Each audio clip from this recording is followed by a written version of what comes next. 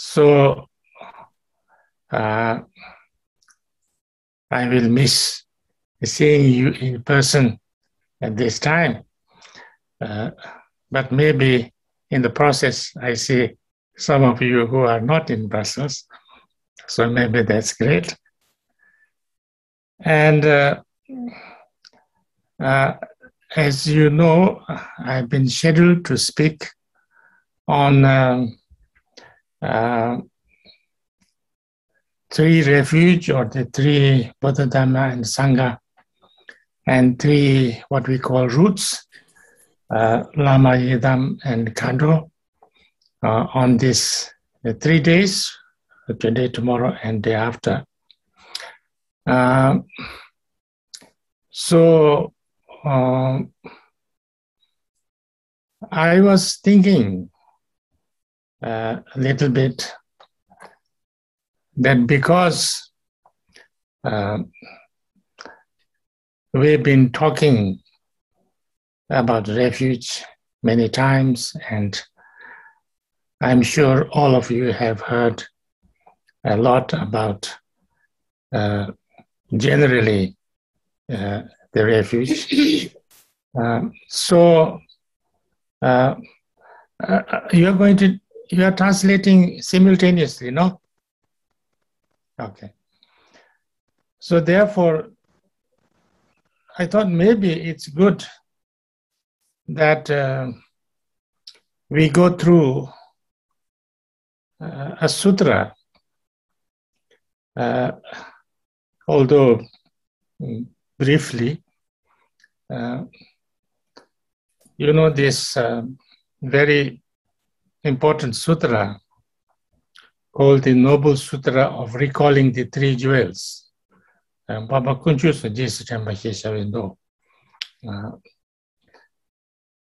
This Noble Sutra of Recalling the Three Jewels. I must say it slowly because the translator may not be able to get it if I just read it.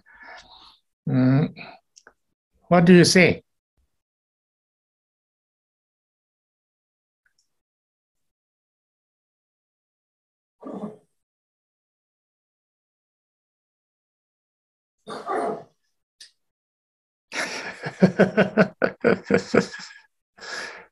You cannot say because you are all muted.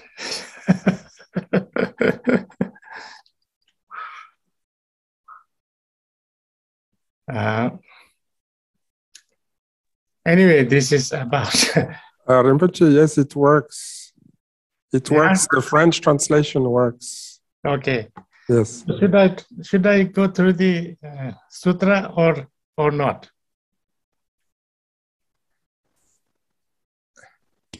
Yes, please. You are our guests.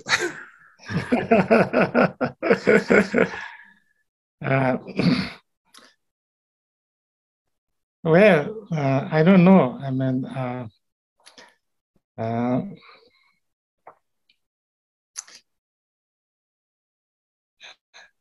or I can just go through generally also. I think I'll try, and then if it doesn't work, then I'll just say whatever comes to my mind, the way I usually do.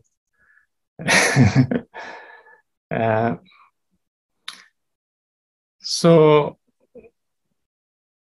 this is because I have never taught this anywhere, not also in Brussels, although I taught so many different things.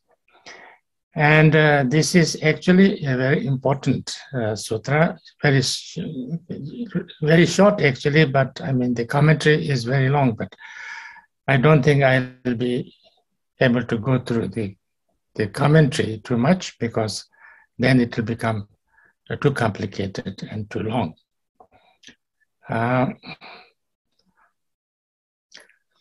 So it says, Jagar Ketu Arya Ratna Trayan Anusmriti Sutra. In the language of India, Arya Ratna Traya Anusmriti Sutra. In the Tibetan language, Papa Kunchu Sum Jesu Tempindo. So this is, Arya Ratna. Ratna is Kunchuk in Tibetan, and Kunchuk, because, Ratna is actually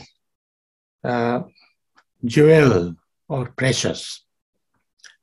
And in Sanskrit, it's Ratna, three. But in Tibetan, it is translated not as Ratna, not as Rinchen, but as Kunchok.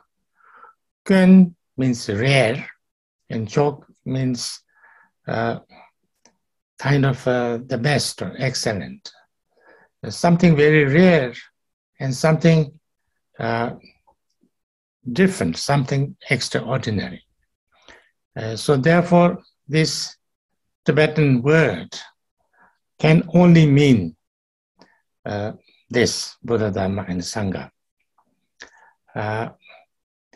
And now this, Buddha, Dhamma, and Sangha is the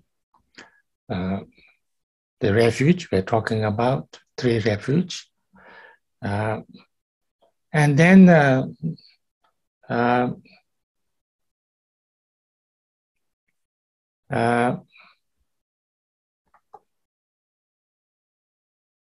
it's very strange in this, the Noble Sutra of recalling the 3 jewels. In the English, that is what it is translated as. Now,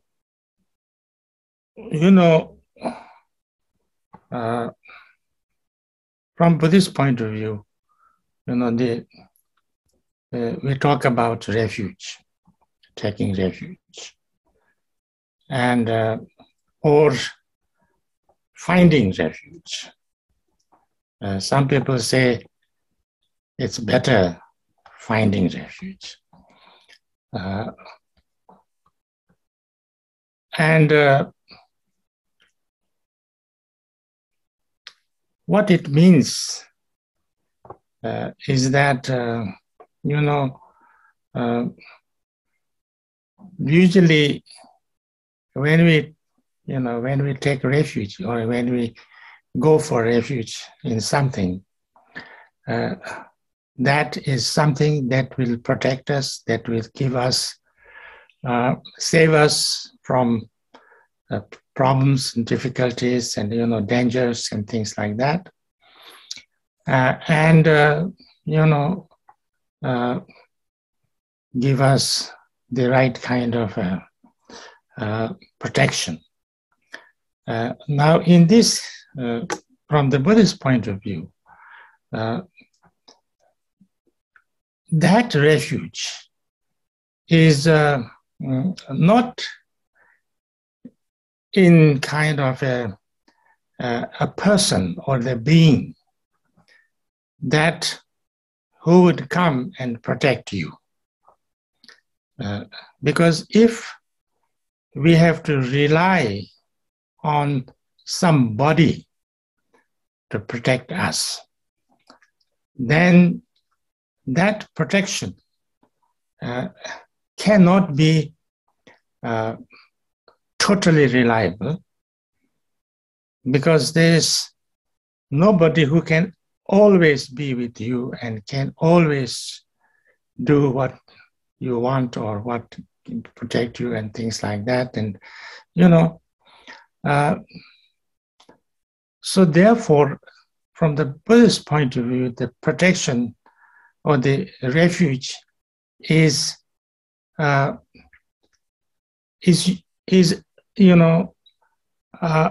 showing a way learning a way to find the protection or find the solution by yourself. So you can find the solution and do something about yourself by transforming yourself alone. Nobody can give it to you.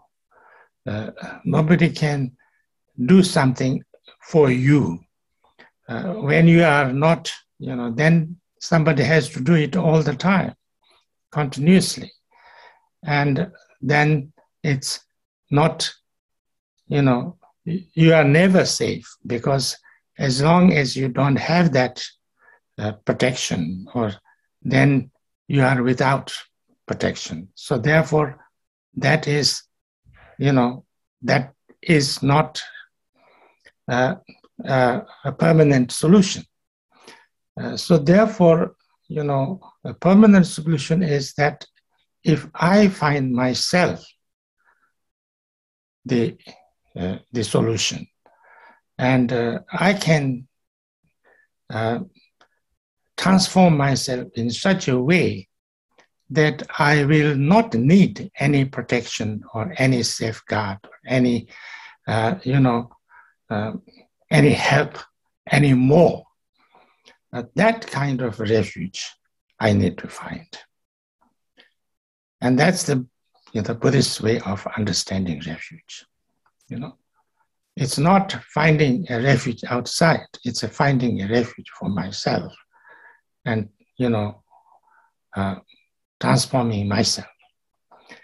And that is where the refuge, these three refuges we talk about, is Buddha, Dhamma, and Sangha. Because, Buddha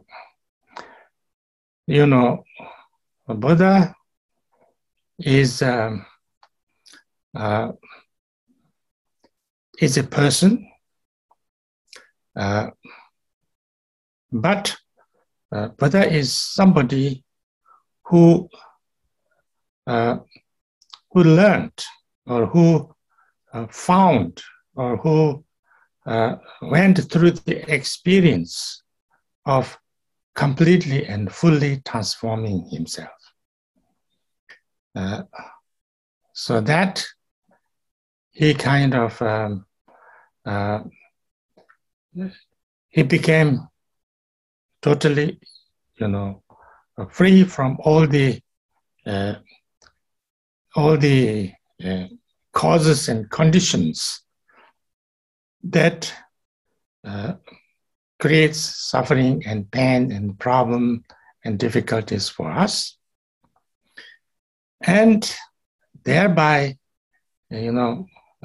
recognized and realized and experienced the true essence of himself, so that, he could, he found the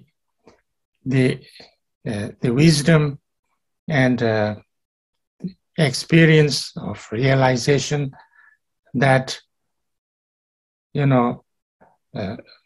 that all the necessary or all the right kind of qualities that we need or is desirable is all within myself, and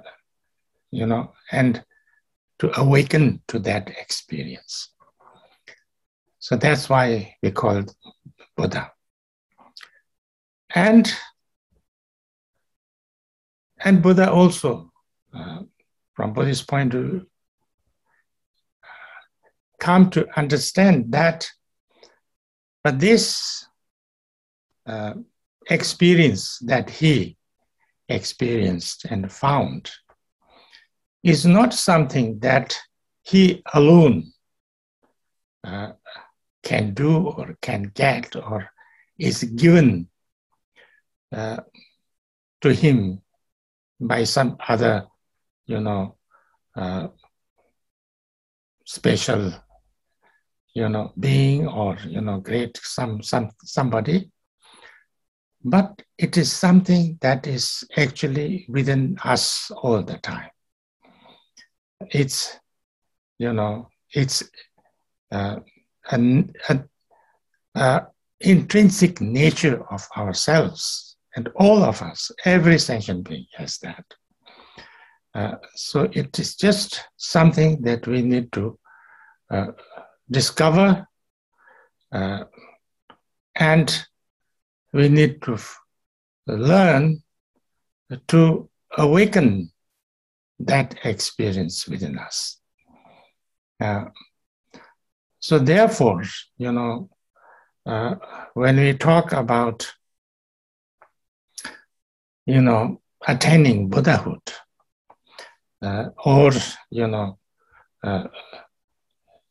kind of transforming ourselves or awakening ourselves, this is the usual Buddhist way of saying, awakening ourselves to our true nature. That's what we call, Buddha. It's not something that we get, that we didn't have, but to discover ourselves, to completely awaken ourselves from, from the slumber of ignorance, or, that. So it's like waking up from not knowing what we are and who we are, and, what's our true power and true qualities and true nature. So that is the Buddha. So therefore, the Buddha can be of two kinds, you can say. One is like Buddha Sakyamuni, a person who recognized or got that realization. There has been, from Buddhist point of view, countless Buddhas before us. But then when we talk about Buddha, it's another meaning of the Buddha is that experience, or that, recognition, or that, that nature, or that quality that everybody has, that sometimes we call it Buddha nature. So therefore, sometimes that, when we say go refuge to the Buddha, there are two things. One is that I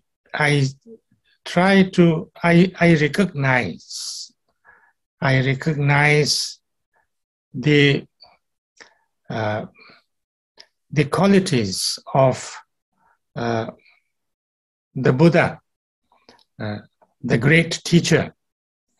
Buddha is usually, from Buddhist point of view, see him as a teacher, a guide, who shows us the way how to find our own Buddha nature, who teaches us how to awaken our own Buddhahood, and who instructs us and, gives us, guidance on how to transform ourselves. So therefore, we call Buddha the great teacher, guide,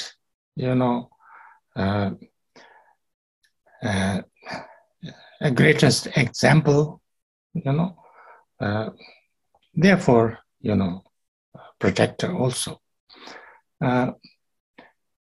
And then through the, so the, because of that, we need to we need the Buddha. Without Buddha, we can't get these instructions. So therefore, Buddha is the teacher, is the guide, is, and then going refuge to the Buddha, from Buddhist point of view, is not just like saying, Buddha, please help me, please save me, please. That's not the Buddhist way of taking refuge. Buddhist way of taking refuge is, Buddha, you know the way, you have the experience of this enlightenment, whatever you call it, enlightenment, or,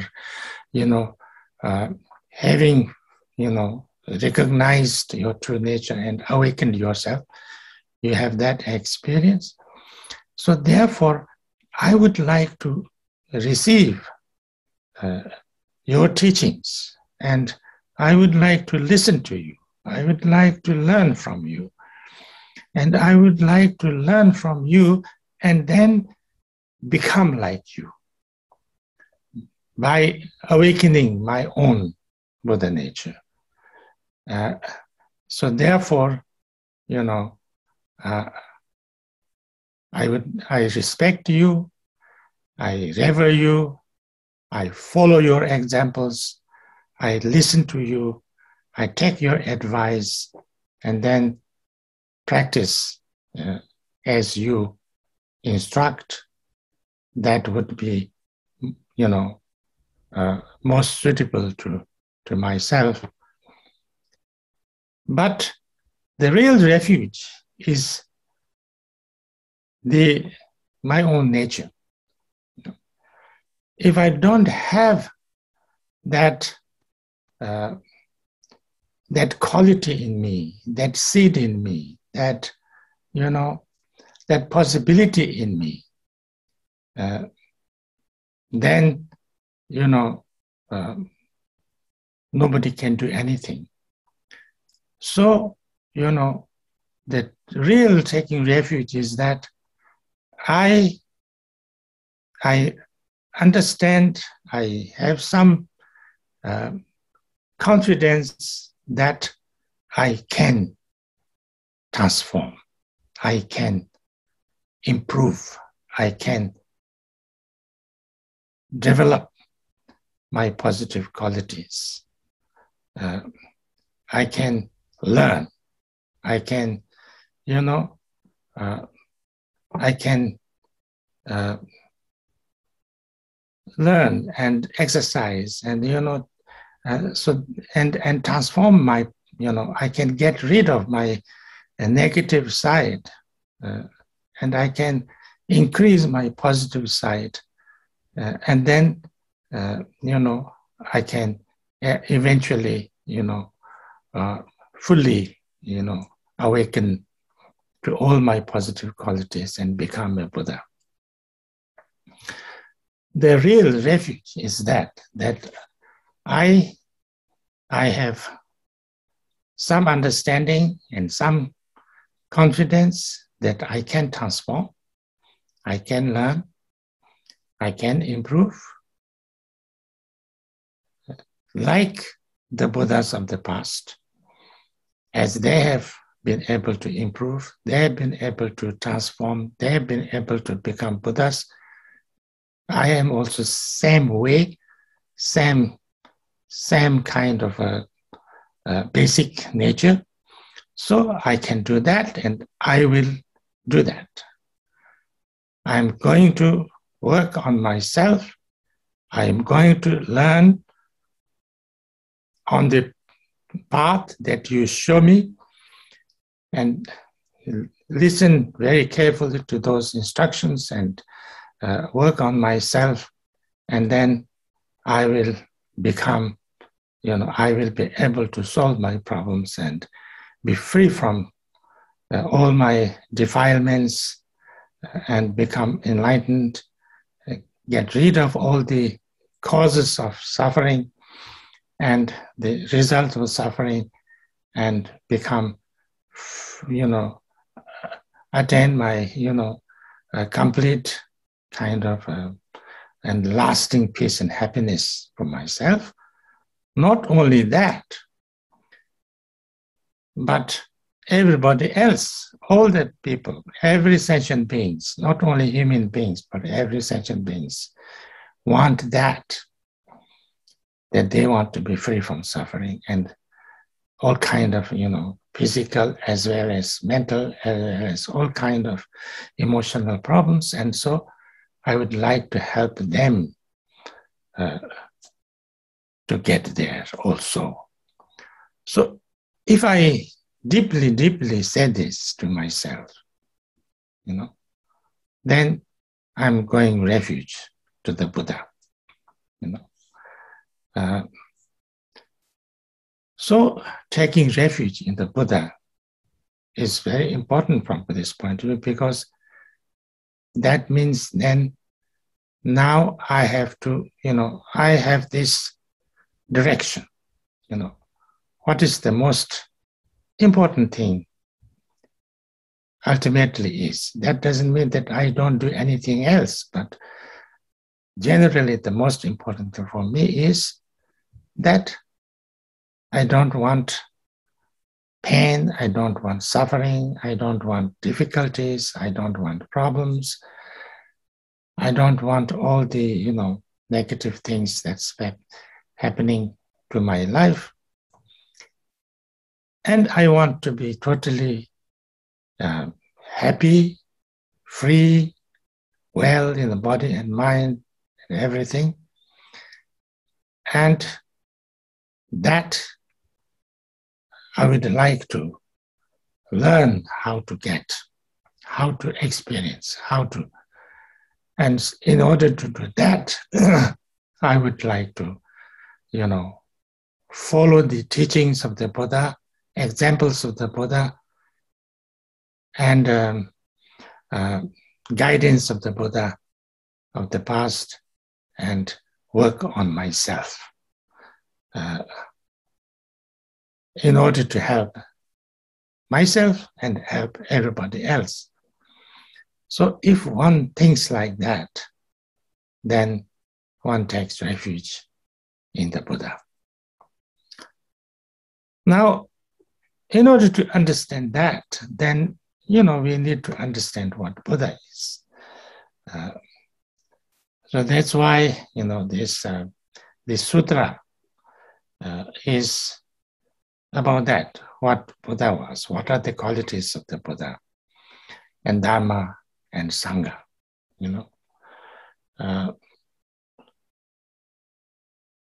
So I briefly will go through just the root text. I will not go through the commentary, because that will be that is very long, and actually it's a very important, but not very easy, because there's each of these qualities you can really go very deeply into that. So then it will be also take a long time and complicated. So here the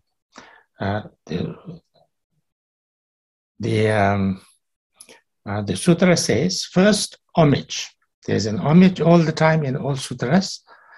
Homage to the omniscient one, homage to the Buddha, the Tamchen Chemba.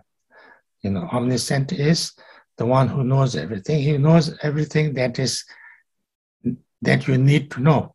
That's the Buddha, Then, Ditar Sanji Chamtin de Tigeki Babachamayon of Zubisunjeri Babashasudemba. That's the Buddha. The Buddha, the word Buddha is coming from the root Sanskrit word of both, means to know. Knowing, understanding, experiencing, clearly seeing, is the important thing. That's why we give lots of importance to what we call wisdom, both. That knowing, one who knows, one who has experienced all the knowledge, all the understanding, all the the wisdom, that's called Buddha. The one who knows is Buddha. Then there is a word called Jamdende. That is like Bhagawan. Now Bhagawan,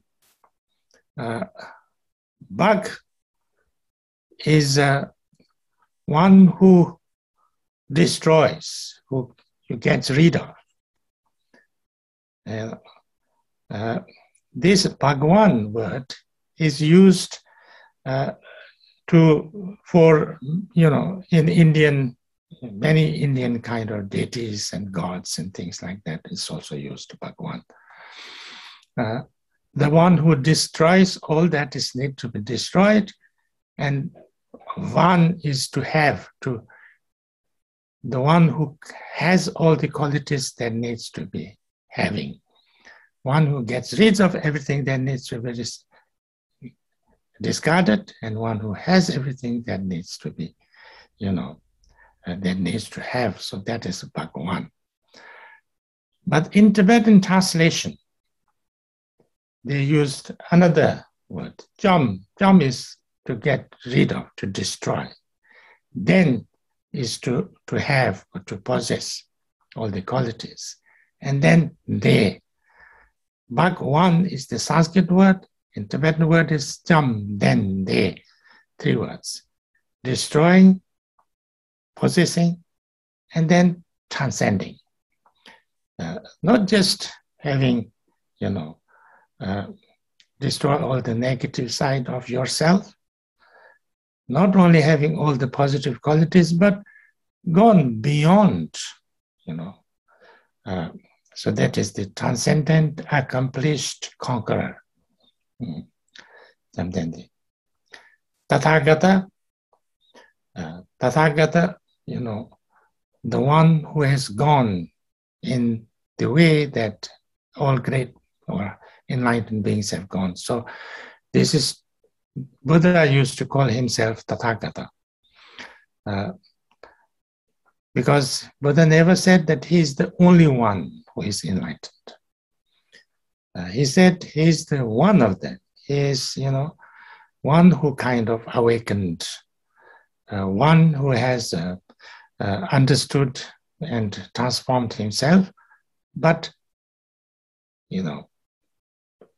great many people have done that before and are doing it and will be doing it, because everybody has that possibility. So he's one of them.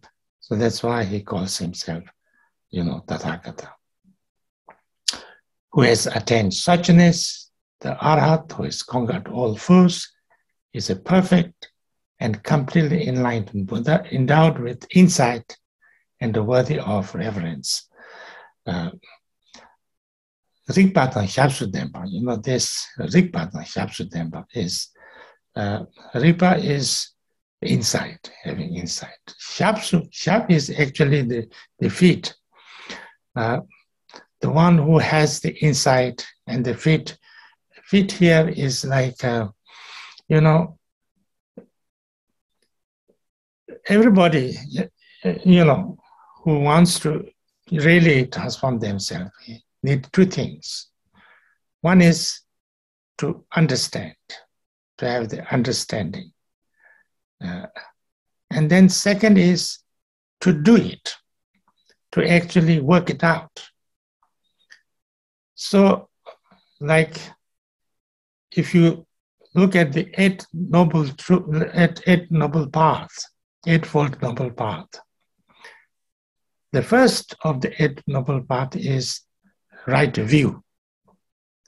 So the right view is, the insight, see how things really are. And then the rest of the 7 are actually how to get there, how to experience that, the practices, the trainings, the teachings. So the Buddha is somebody who has attained both.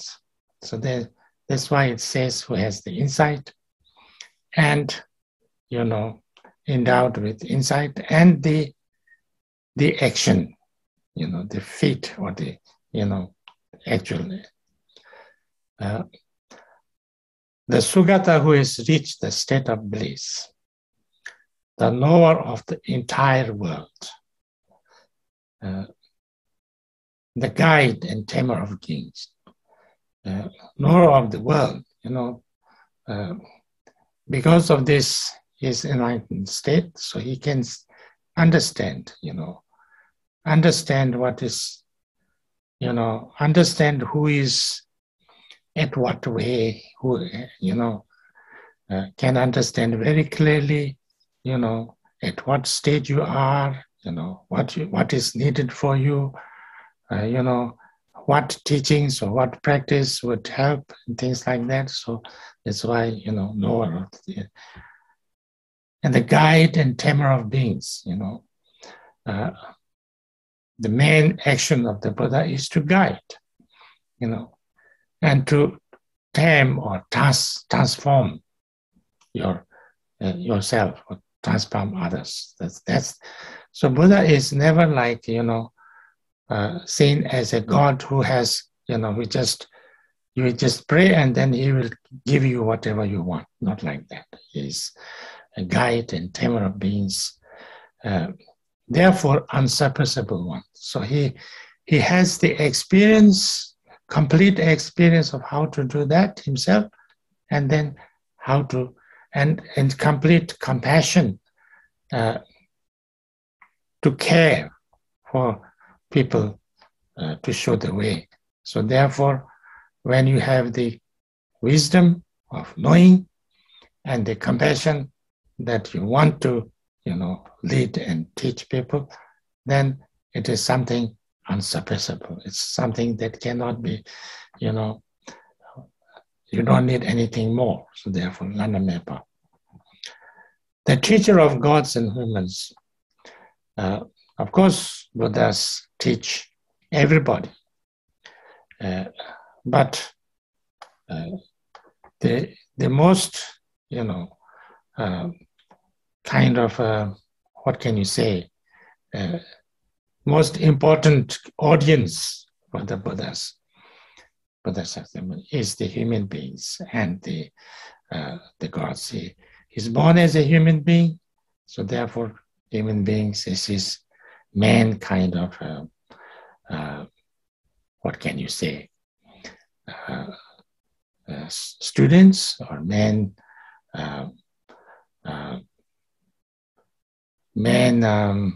field of action, and then he also can approach lots of kind of devas. So therefore, teacher of the devas and human beings. The Buddha Bhagavat, the Tathagata, is harmony with all merits. So he has, the Buddha has what we call all the positive kind of accumulations or merits, which cannot be exhausted, because that's the, when we create positive karma, we can create lots of positive karma, and then after it's, we experience the result, we can exhaust it. But when you truly awaken to your true nature, then your natural positiveness is your natural positiveness. So it's not something you need to acquire, or you need to,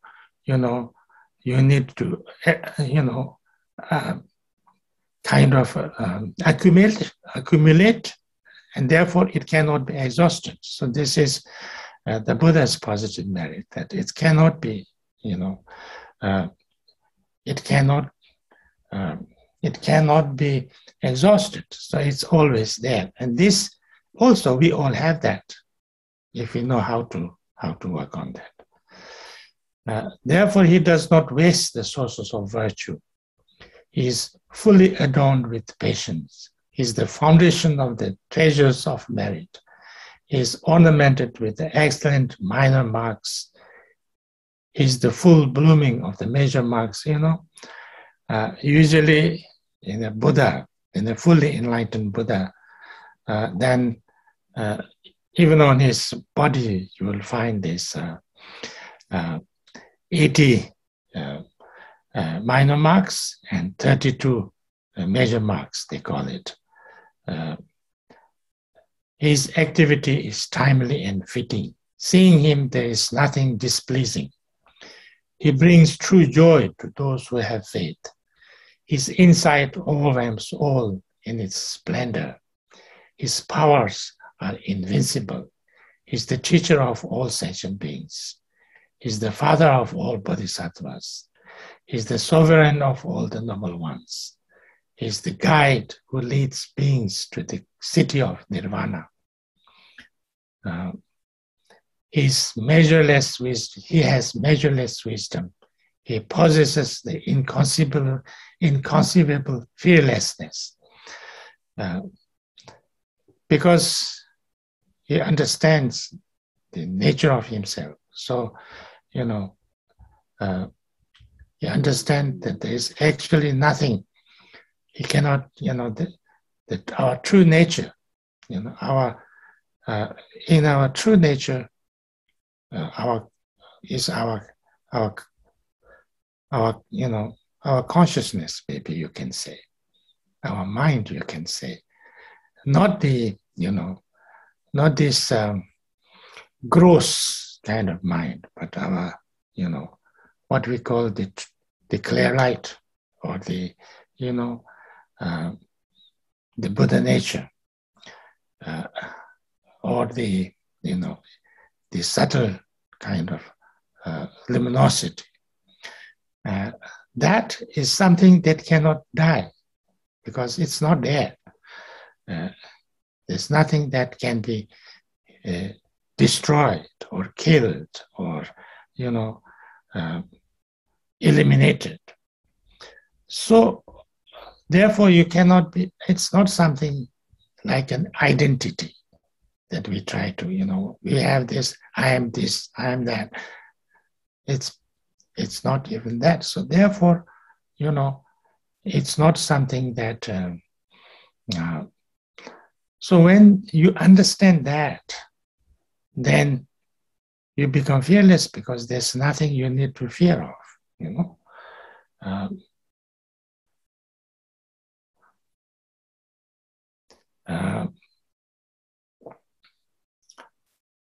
His speech is utterly pure.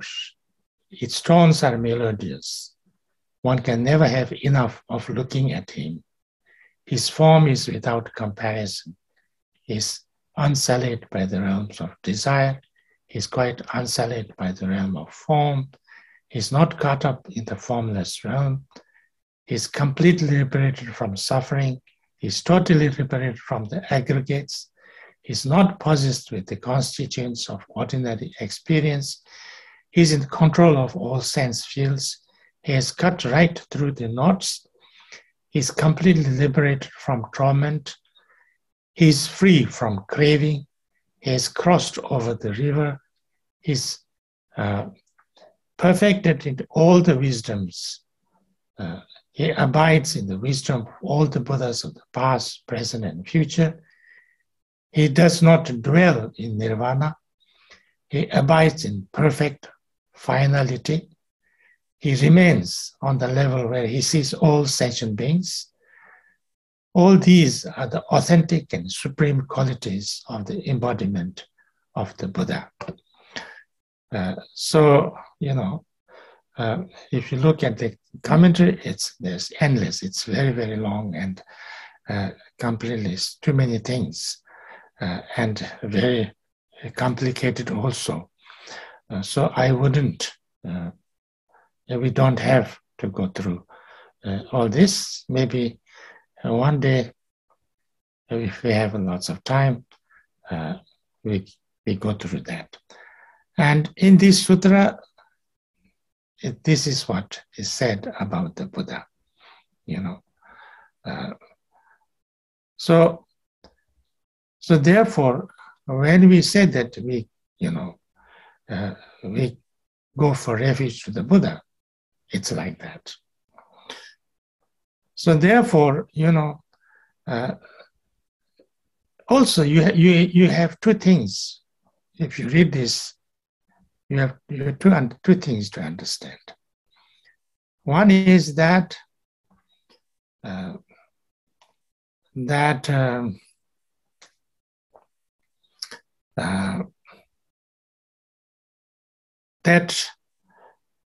Buddha is not very simple.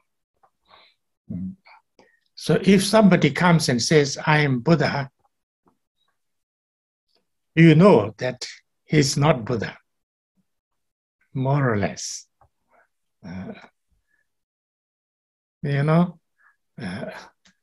Because who has all these qualities, yeah? So therefore, I think it's very important for us to understand this. Because these days, there are lots of people who either wrongly thinks that he is Buddha because he doesn't really understand what the qualities of the Buddha, or he just wants to misguide people and say, I am Buddha. So if you know the qualities of the Buddha, then you know that it's not really that easy. Buddha is not something that,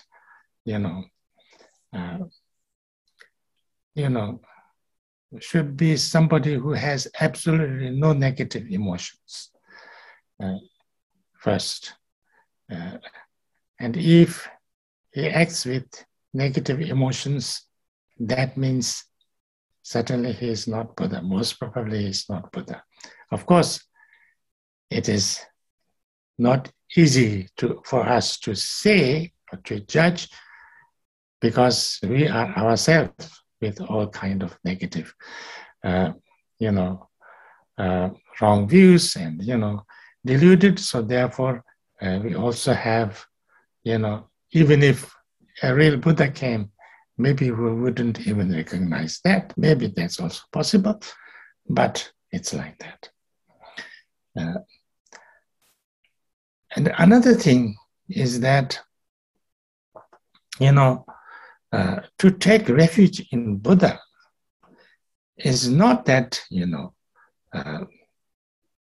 that you ask a Buddha, you make a prayer to the Buddha, and then he does everything right,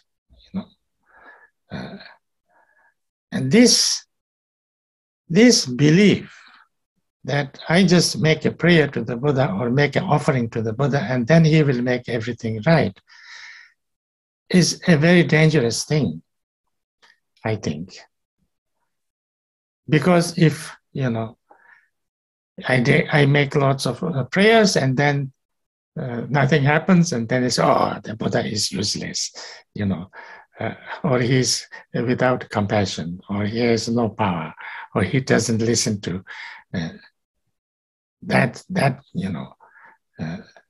I see sometimes,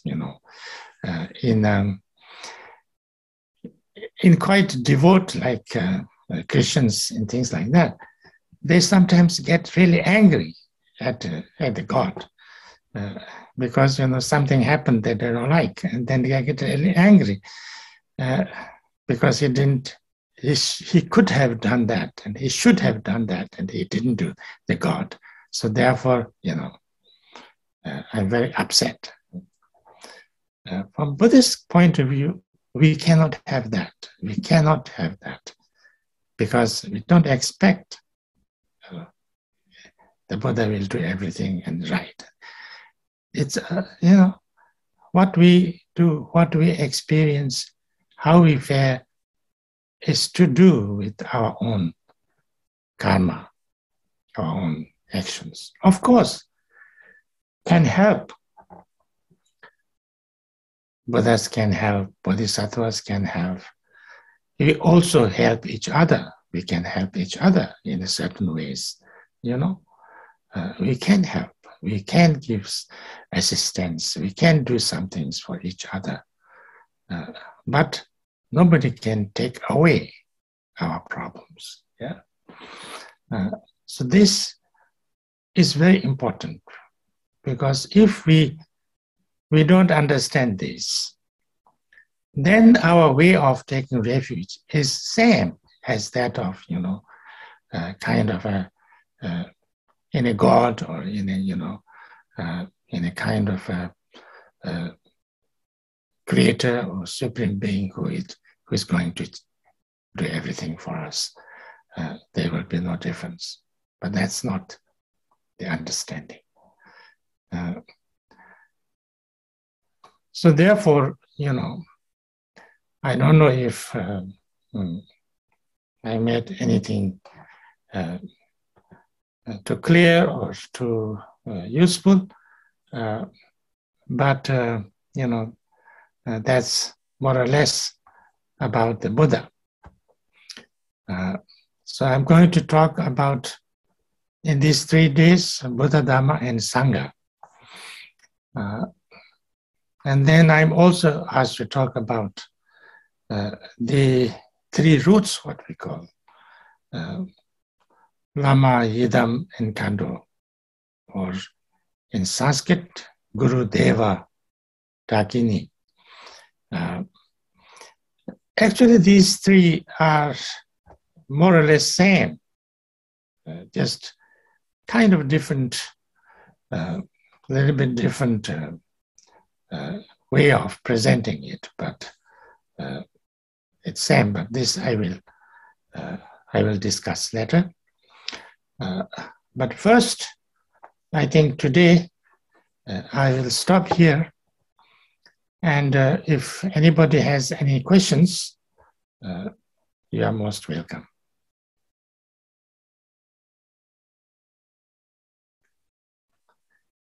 Now, how are you going to do the translation to me?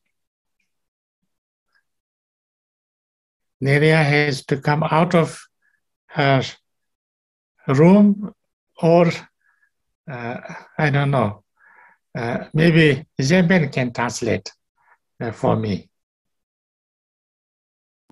Maybe easier. Okay, all right. I will try. If somebody asks a question in French, then you can translate.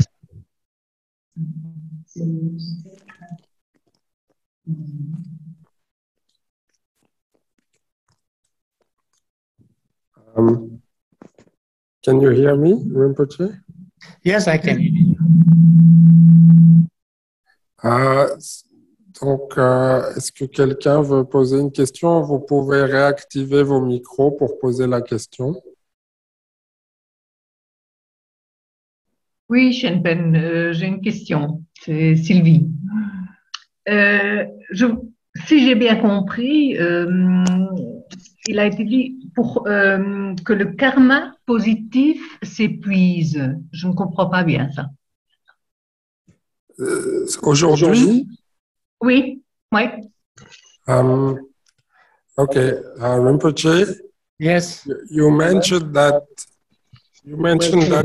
positive karma could be exhausted, and she didn't quite understand that. What was meant?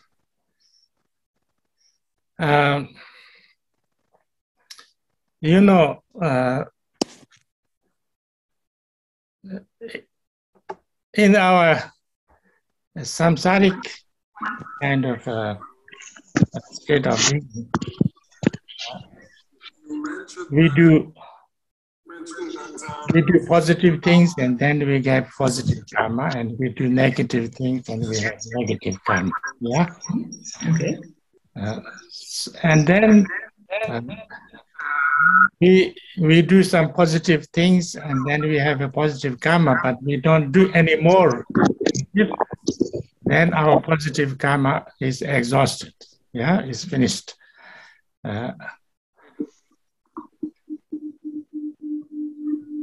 But, you know, if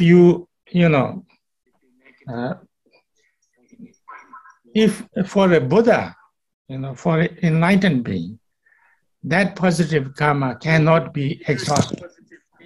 That's the idea. Because, you know, there is, you know, in a way, our true nature is positive. You know, there is nothing negative in it.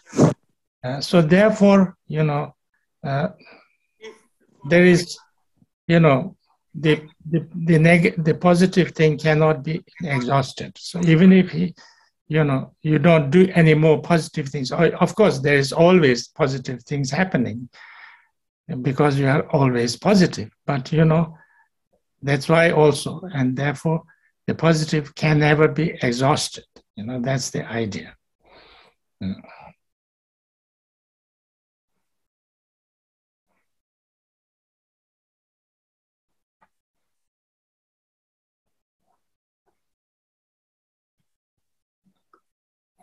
Thank you. Thank you.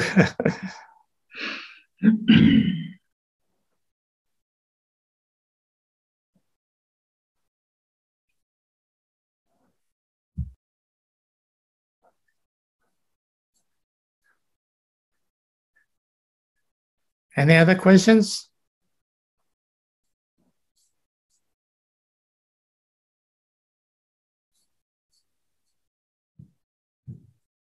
Y a-t-il d'autres questions?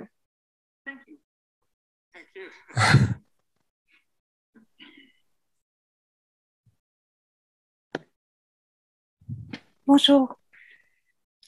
Bonjour. Bonjour. Pourriez-vous, s'il vous plaît, cher Rinpoche, il est dit dans le texte qu'il a tranché les nœuds. Pourriez-vous éventuellement détailler ce qui est entendu par nœud? Personnellement, je fais du yoga, alors évidemment, j'ai des idées, mais je ne sais pas s'il y a une adéquation, une correspondance avec ce qui est entendu dans le texte. Okay, Rinpoche, can you hear me? Yes, I can hear you. So the lady says that in the text, it mentions that the Buddha has severed the knots. He has cut the knots. And Yes. The lady is asking what that means. She is practicing yoga. And says that she has some ideas what it could mean, but is not sure. Can you hear me? Yes, I can hear you. Yeah, I think it's kind of similar. I think that anything that has been blocked, that has been, you know, not clear or not, has already been unknotted and clear, and, you know, yeah, something like that, I think.